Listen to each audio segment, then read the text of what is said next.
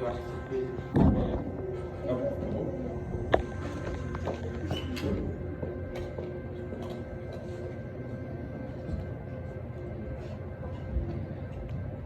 É sempre uma alegria poder estar aqui servindo aos irmãos, poder estar entregando aquilo que o Senhor tem trazido para nós ali na PIB.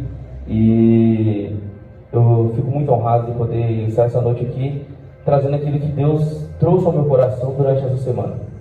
Eu creio que se Deus trouxe isso ao meu coração e deu certo do pastor me escalar, né? Com muito amor, muito carinho, eu digo, domingo você prega lá. É porque Deus quer falar algo com alguém aqui, eu creio nisso. Amém? Eu convido a igreja a abrir as suas Bíblias lá no livro de Lucas, capítulo 5. Nós vamos ler do verso 1 ao 11.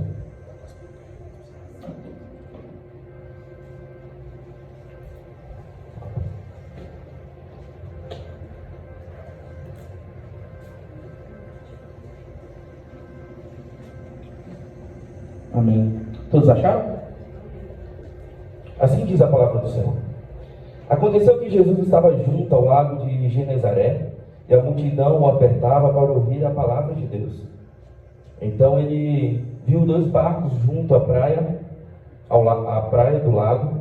Os pescadores tinham desembarcado e estavam lavando as redes. Entretanto, num dos barcos, que era o de Simão, Jesus pediu-lhe que o afastasse um pouco da praia. E assentando-se do barco, ensinava as multidões. Quando acabou de falar, Jesus disse a Simão: leve o barco para o lugar mais fundo do lago, e então lance as redes vocês para pescar. Em resposta, Simão disse: mestre, havendo trabalhado toda a noite, nada apanhamos, mas sob esta sua palavra lançarei as redes. Fazendo isso, apanharam grande quantidade de peixes, e as redes deles começaram a se romper. Então fizeram sinais aos companheiros de outro barco, para que fossem ajudados, e foram e encheram ambos os barcos, a ponto de quase afundarem. Vendo isso, Simão Pedro prostrou-se aos pés de Jesus, dizendo: Senhor, afaste-se de mim, porque sou pecador. Pois, à vista da pesca que fizeram, a admiração se apoderou dele e de todos os seus companheiros, bem como Tiago e João, filhos de Zebedeu, que eram seus sócios. Então Jesus disse a Simão: não tenha medo, de agora em diante você será pescador de gente. E arrastando eles os barcos para a praia, deixando tudo, o seguiram. Amém? Vamos orar. Senhor nosso Deus, Pai, queremos primeiramente agradecer, porque o Senhor nos permite estar aqui na Tua casa hoje, te adorando, te louvando e recebendo de Ti, Pai. Obrigado, Pai, porque a Tua graça nos basta. Obrigado, Pai, porque o sacrifício na cruz é suficiente para nos trazer a salvação. Pai, que possamos sair dessa noite aqui transformados.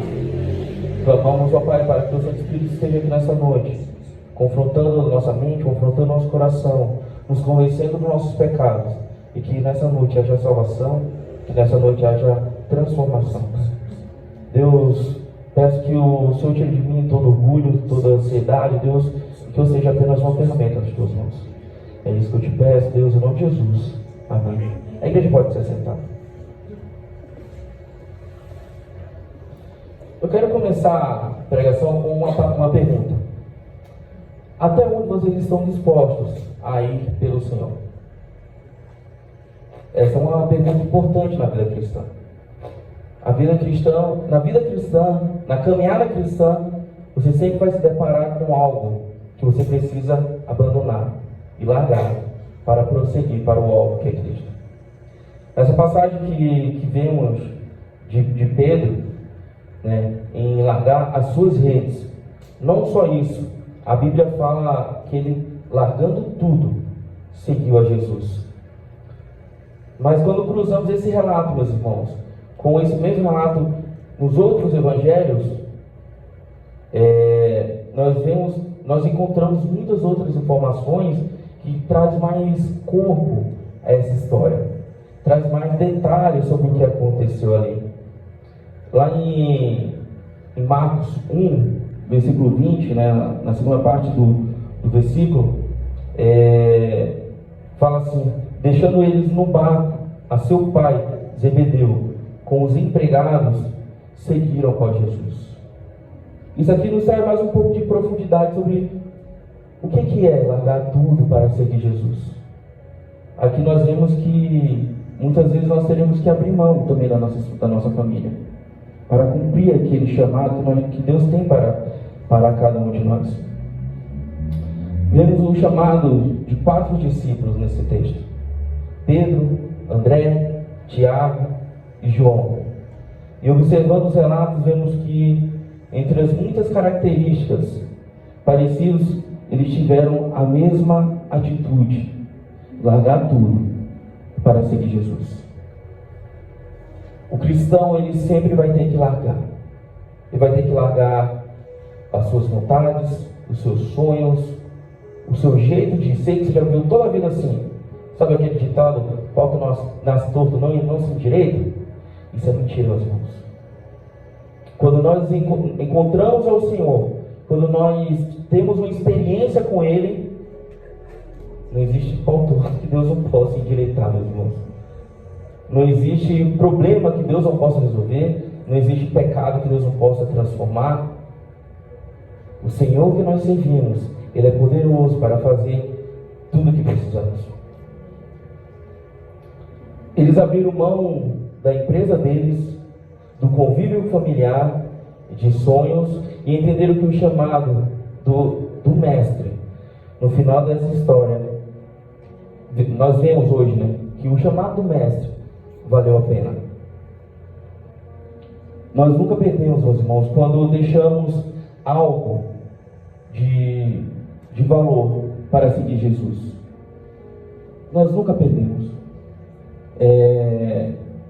Lógico, nós podemos ter várias histórias aqui, mas eu lembro da história de uma líder religiosa aqui do Brasil, que ela falava que ela era atleta e ela teve a chance de ir para a seleção brasileira de vôlei, mas naquele exato momento que ela estava prestes a realizar o grande sonho da vida dela, de ser uma atleta profissional, de viajar o mundo, de conhecer vários países e culturas, ela recebeu também o chamado do Senhor.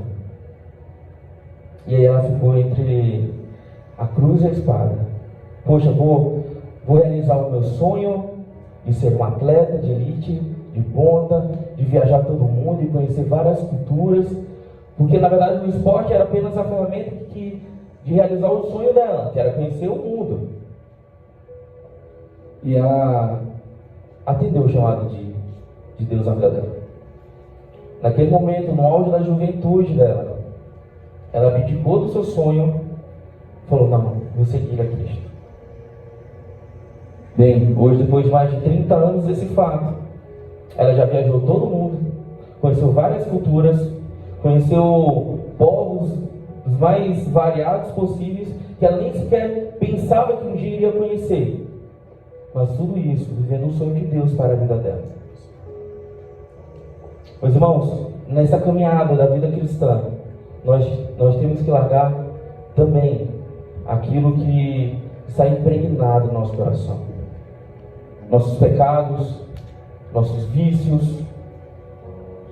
Quantas vezes nós não somos movidos por um rancor que nós guardamos no nosso coração?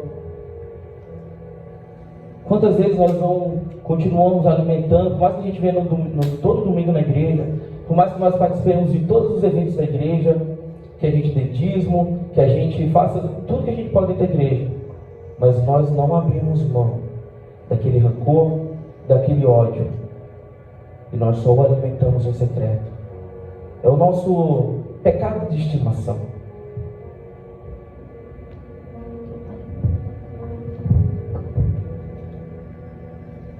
Isso também tem que ser deixado de lado. Nossa, está muito grave, mas nós precisamos deixar de lado também isso que está no nosso coração. Costumes, como eu já falei, vícios. Nós também precisamos deixar de lado o medo. O O medo, até um certo ponto, dependendo da situação, ele é saudável. Ele nos inibe de fazer algumas loucuras, né? Eu lembro que na minha cidade tinha, a gente usava o exemplo como está no Rio Grande do Sul, mas em alguns momentos nós sofremos também com enchentes, lá no Nordeste, não Rio. Mas eu via um pessoal pulando da ponte e nadando, e eu, adolescente, eu ficava louco para fazer aquilo. Mas no mesmo momento que eu tinha aquela vontade, o medo falava: oxe, se eu pular e bater uma coisa e morrer, ou nada. Nesse momento, o medo foi saudável, o medo foi positivo. Mas nós não podemos deixar o medo controlar nossas vidas. Nós não podemos deixar que o medo controle as nossas decisões para com Deus. Às vezes nós temos aquela vontade de se entregar mais ao ministério de Cristo. Nós temos aquela vontade de cumprir aquele chamado que nós já sabemos qual é o nosso chamado. Mas o medo nos freia. Mas eu vou ter que abrir mão de muita coisa. Eu vou ter que abrir mão de tanta coisa que eu gosto, do meu tempo livre, do tempo que eu podia estar no shopping, do tempo que eu podia estar fazendo qualquer outra coisa. E o medo nos freia. Mas e se não der certo? E se eu passar vergonha? E se? Sempre o medo nos freando. O que a minha família vai pensar? O que meus amigos vão falar de mim se eu tomar essa postura? Nós acabamos sendo sempre guiados pelo medo. E o medo, meus irmãos, também é algo que nós precisamos abandonar para viver com Cristo. Mas simplesmente abandonar o que nós carregamos em nossas vidas para seguir a Cristo não quer dizer que o caminho após isso será fácil. Nós vemos aí em muitos locais sendo pregado um evangelho de açúcar e que é muito docinho. Vem para Jesus que vai ser tudo fácil. Vem para a igreja que você vai ser abençoado. Meus irmãos, Deus tem poder para abençoar? Tem. Deus tem poder para te fazer próspero? Tem. Ele é o dono de todo o ouro e toda a prata. Ele tem poder para resolver todos os seus problemas? Tem. Mas isso não significa que Ele vai fazer todas essas coisas. Isso não significa que isso vai acontecer no tempo que você acha que é o correto. Muitas vezes a gente acha que o nosso tempo é o tempo correto. Mas Deus sabe todas as coisas. E, como eu já falei, largar tudo não significa que o trajeto será fácil. A missão que nós temos é a missão de Deus. Ela já está vencida por Ele. Porém, nós temos nossas próprias batalhas no nosso dia a dia. Em algumas nós venceremos, sairemos sorridentes, felizes, e dizendo glória a Deus, aleluia. Mas em outras, nós não sairemos vitoriosos, infelizmente. Aquilo que nós chamamos de derrota, aquilo que nós chamamos de deserto, também é ferramenta de Deus para nos preparar para a eternidade. Em meio às dificuldades, em meio às derrotas, como nós falamos, Deus também é glorificado. De uma forma ou de outra, nós podemos não entender, mas Deus também se utiliza disso. Na sexta eu estava lá no PGM com os adolescentes, né? E aí eu citei a história de Jó. Creio que todo mundo aqui conhece a história de Jó, correto? Alguém que não conhece a história de Jó? Não? Amém, todos conhecem. Que tamanha dificuldade Jó passou? Jó era o homem mais rico do Oriente, daquela região. Do dia para a noite ele perde simplesmente tudo. Ele era um homem que, com uma família grande, e do dia para a noite todos os seus filhos morrem. Jó era um homem saudável. Do dia para a noite ele fica doente. ao ponto de ficar coçando as suas chagas, suas feridas, com um pedaço de barro. Jó, ele era um homem com muitos amigos, mas chegou um momento que os próprios amigos dele chegam e apontam para ele e falam: olha, se você está passando por isso é porque você pecou. Pede perdão a Deus e segue a vida. Jó teve que lidar com a própria mulher falando: amaldiçoa o teu Deus. Mas Jó continuou firme no Senhor, entendendo que nada daquilo que ele tinha fisicamente era maior do que a obediência a Deus. E nós vamos ver no final do livro de Jó que Jó é abençoado de forma dupla, né, com as suas riquezas, com tudo que ele tinha.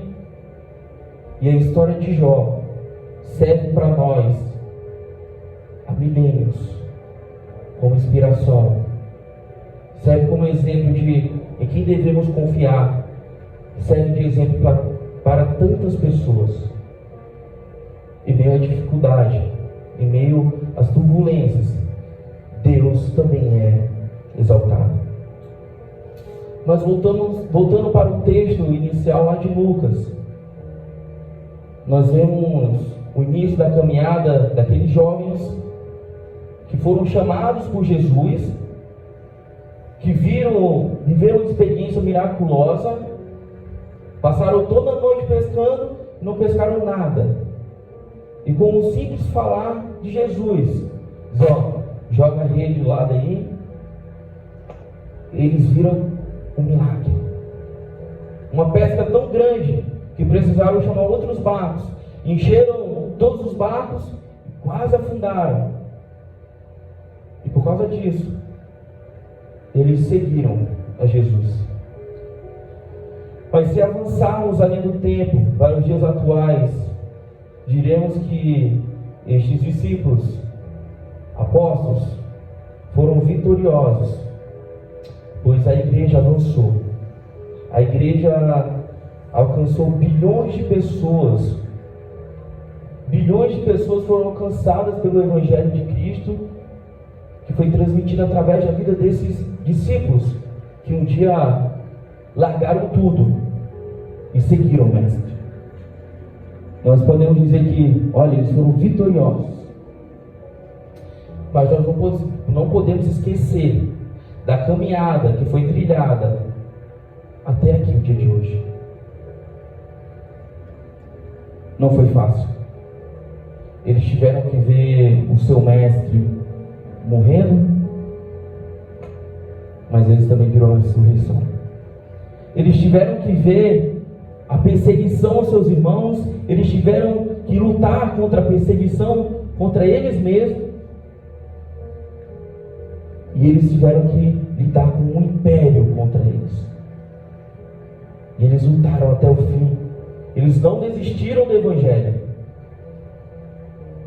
Mas agora nós vamos focando um pouco mais na história de Pedro. Pedro é uma figura chave na palavra de hoje.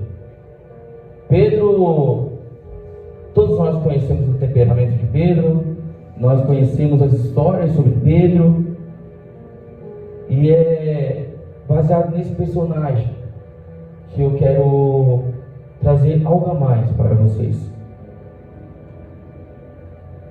Pedro, no início,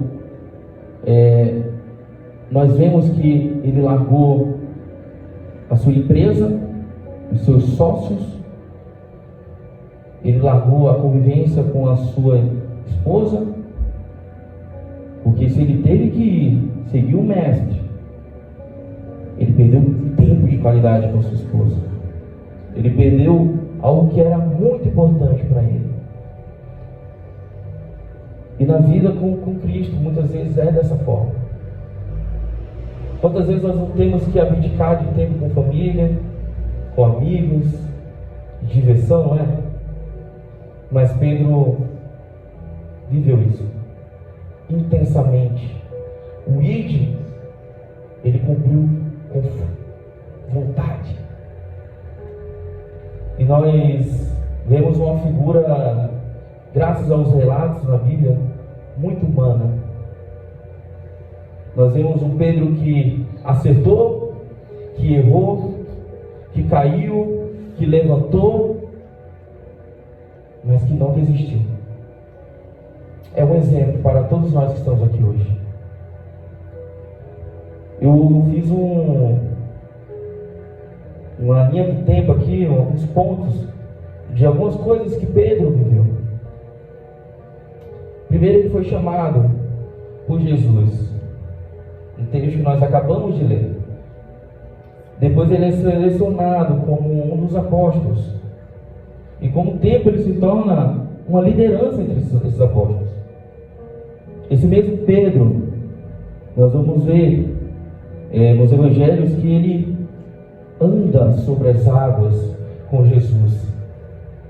E mesmo ele vivendo, ele provando daquele milagre tão impressionante, ele deixa o medo para bater. Ele para de olhar para Cristo, ele começa a afundar. Esse é Pedro.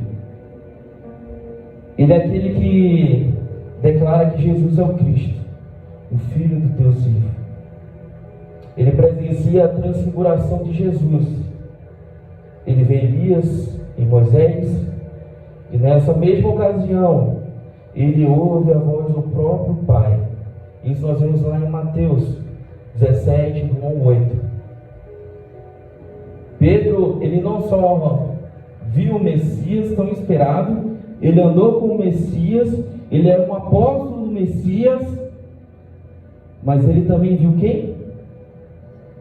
Elias e Moisés.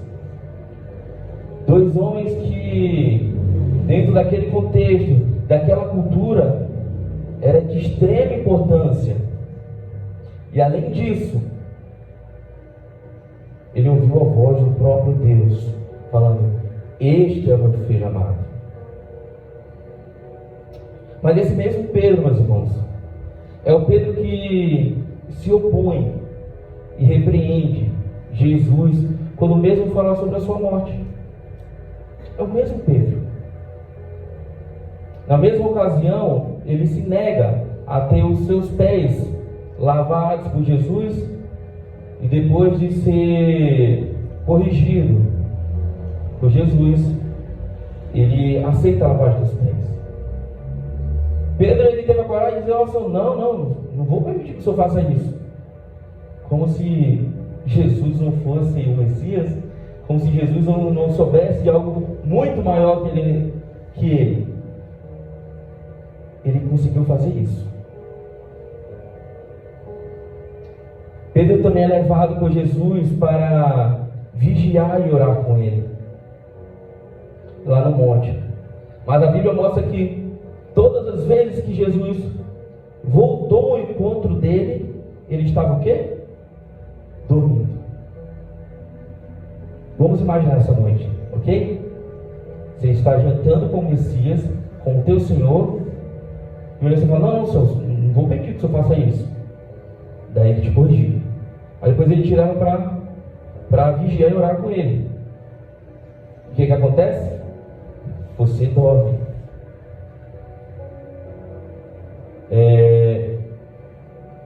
Quando Jesus é entregue aos soldados, ele usa uma espada e corta a orelha do soldado. Jesus não mandou que ele fizesse isso. Foi uma atitude própria do coração dele, do sangue quente dele. O mesmo Pedro que disse que seria preso, morreria por Cristo, naquela mesma noite, nega o unigênito do Pai por 3 vezes. Esse também é Pedro. E assim também é a nossa dinâmica de vida. Nós vamos todo domingo na igreja, nós levantamos nossas mãos, nós adoramos, nós falamos: Jesus, eu te amo, nós falamos: Senhor, te entrego minha vida. Mas durante a semana nós tropeçamos, nós caímos, nós negamos a Jesus. Mas aí domingo nós estamos aqui de volta. E isso faz parte Infelizmente, isso faz parte da vida do cristão. Existe uma dinâmica, altos e baixos. A vida cristã não é linear, retinha e fácil. Existem montanhas que é necessário subir. E, infelizmente, nós descemos de uma forma não muito boa. Assim é a vida do cristão. Parece estranho, mas eu preciso dizer uma coisa. Esse Pedro, que nós estamos falando aqui já há alguns minutos, esse Pedro, ele está aqui essa noite. Esse Pedro está sentado nos bancos. Esse Pedro está aqui em cima pregando. Somos eu e você. Eu e você somos Pedro. Nós amamos a Cristo. Nós dizemos que nós morreríamos por Ele, mas nós o negamos. Todos os dias, com as nossas ações, com as nossas atitudes, nós o negamos.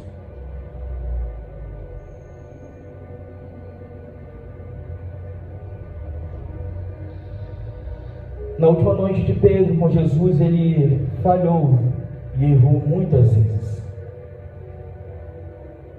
Eu fico imaginando a cabeça de Pedro. A última noite com o seu Senhor. Aquele último momento. Ele falhando, ele errando, ele vê o seu Senhor sendo preso, e aí ele começa a seguir meio de longe, e aí ele nega o Senhor 3 vezes, e aí ele foge por causa do medo, e aí ele fica sabendo da notícia que o seu mestre morreu, e que os últimos momentos dele com o seu mestre não traz orgulho para ele. Mas eu tenho uma coisa para dizer, meus irmãos. A graça de Deus se revela e mostra que ela é tudo o que precisamos.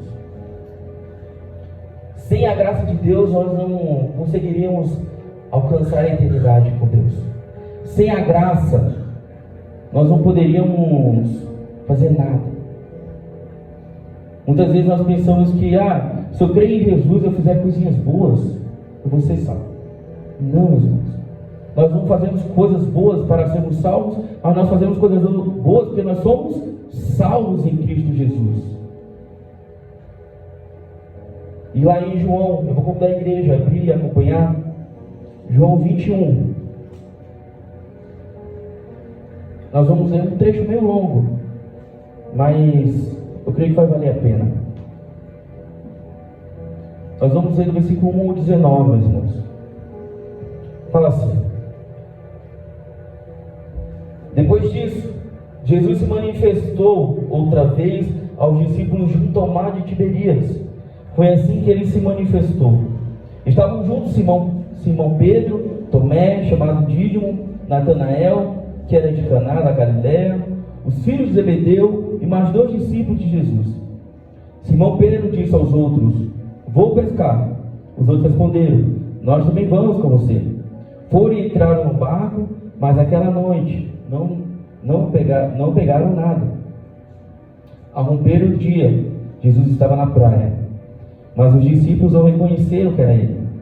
Jesus lhes perguntou: filhos, será que vocês têm aí alguma coisa para comer? Eles responderam: não. Então Jesus disse: joguem a rede à direita do barco e vocês acharão. Assim fizeram e já não podiam puxar a rede, tão grande era a quantidade de peixes. E os discípulos a quem Jesus amava disse a Pedro: é o Senhor. Simão Pedro, ouvindo que era o Senhor, cingiu-se com a sua túnica, que tinha tirado a roupa, e lançou-se ao mar.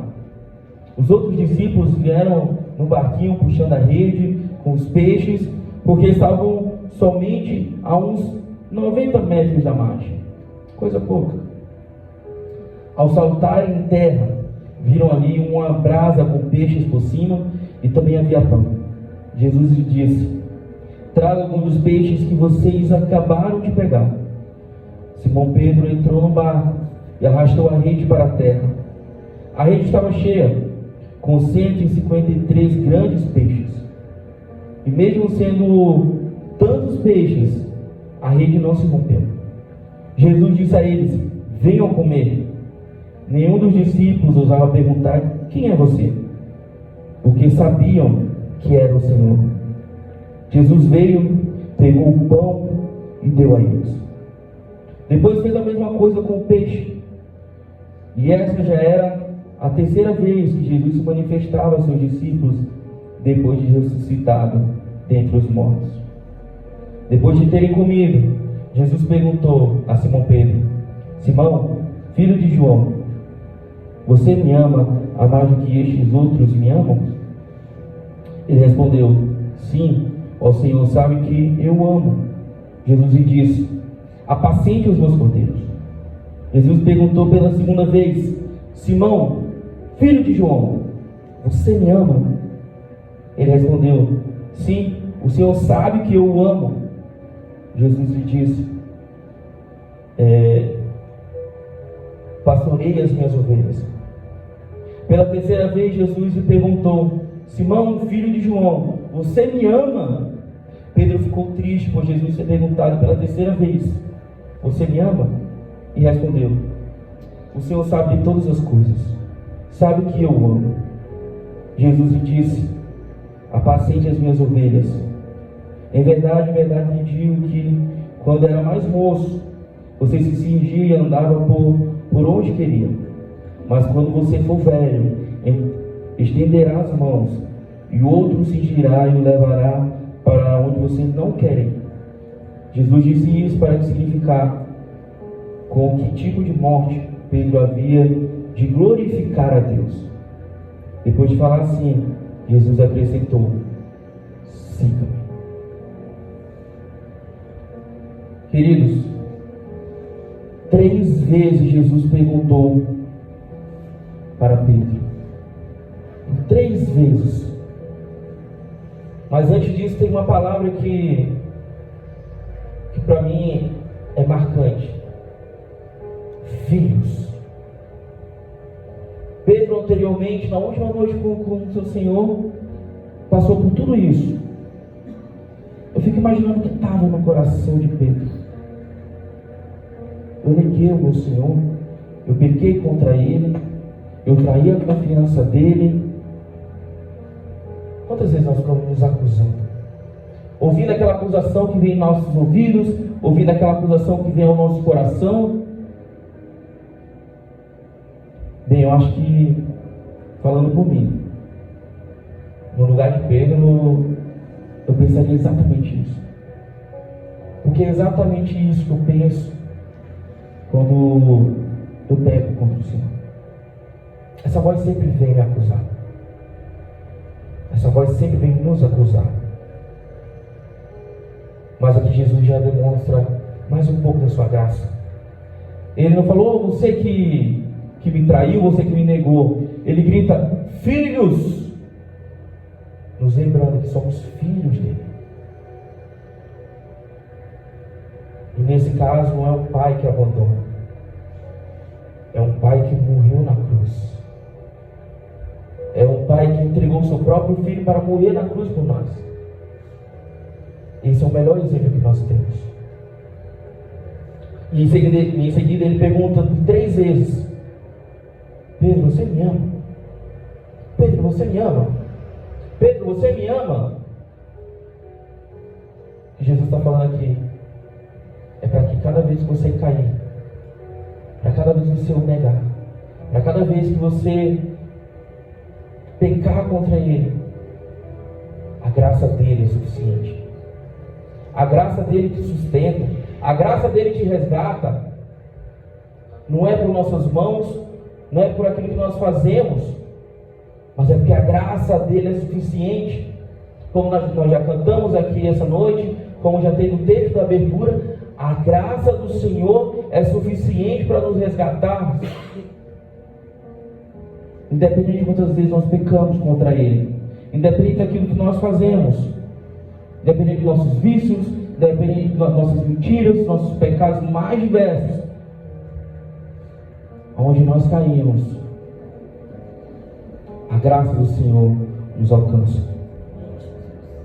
Que nessa noite nós possamos sair daqui com o coração cheio de que a graça do Senhor tem nos alcançado.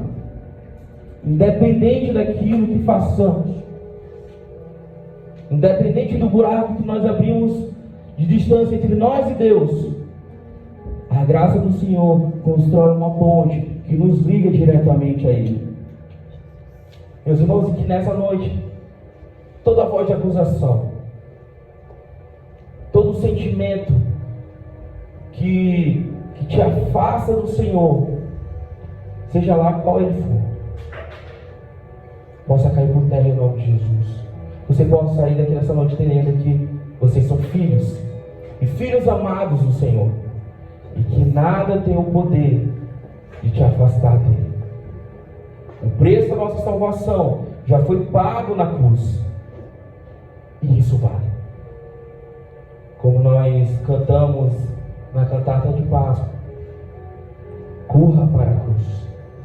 Na cruz nós encontramos a redenção de nossos pecados, e antes condenados, hoje nós somos feitos filhos de Deus. Se coloque de pé, vamos orar mais uma vez.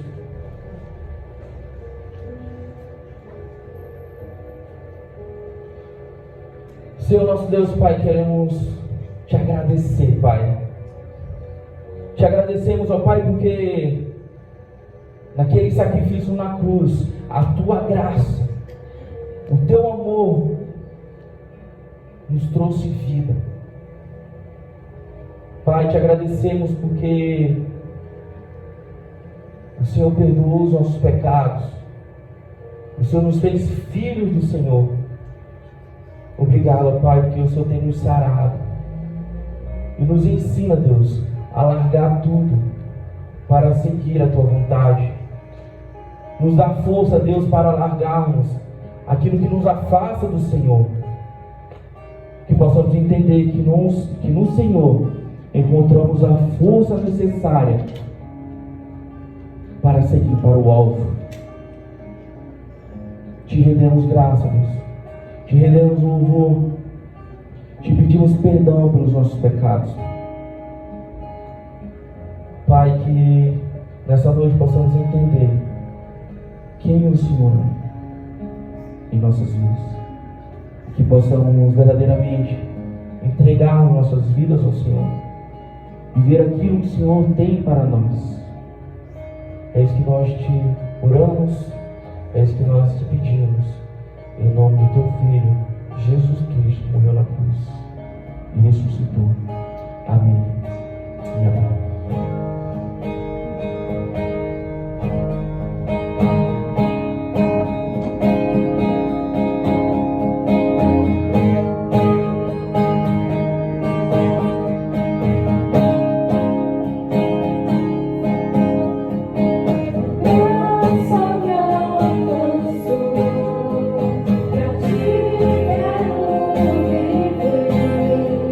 Compartilhar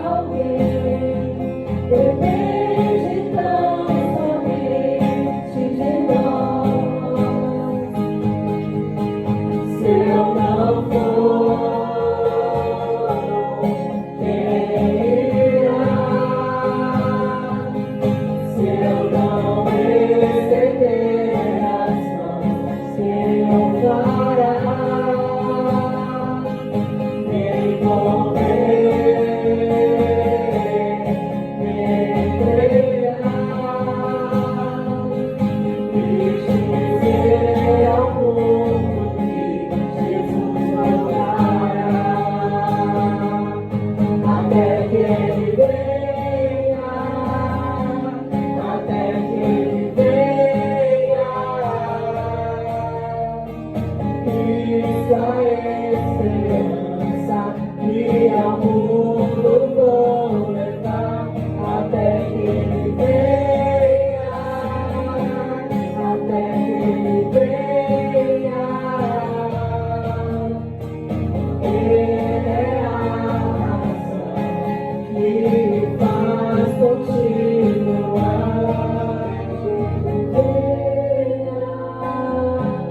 Até que Ele venha, Cristo a esperança que ao mundo vou levar, até que Ele venha, até que Ele venha. Ele é a razão que me faz continuar.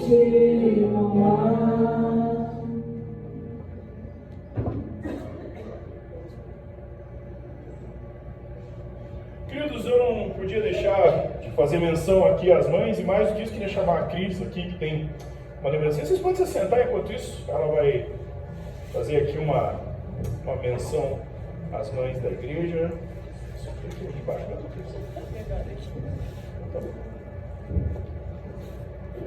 Eu vou pedir, boa noite, irmãos, graça e paz. Eu vou pedir para a Nicole me ajudar aqui, Nicole. Você vem me ajudar, por gentileza? Nossa mensageira do bem.